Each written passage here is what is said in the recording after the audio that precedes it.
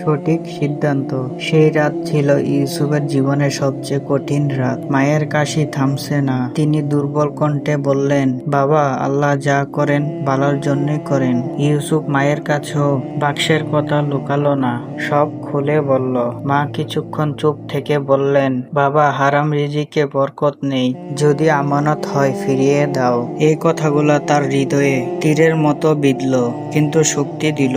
সেহরির আগে ইউসুফ তাহাজ্জুদের নামাজে দাঁড়ালো। দীর্ঘ সেজদায় কাঁদতে কাঁদতে বলল, হে আল্লাহ, আমি আপনার সন্তুষ্ট চাই, আমাকে সঠিক পথ দেখান। ফজরের পর সে গ্রামের মসজিদের ইমাম সাহেবের কাছে গেল, সব খুলে বলল।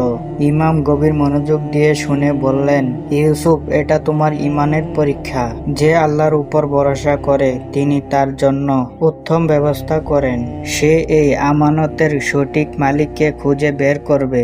আর হ্যাঁ, গল্পের পরের অংশ জানতে ফলো করে পাশেই থাকেন। ভালো থাকেন, নিজের খেয়াল রাখেন আর 5 ওয়াক্ত নামাজ পড়ার চেষ্টা করেন। আসসালামু আলাইকুম।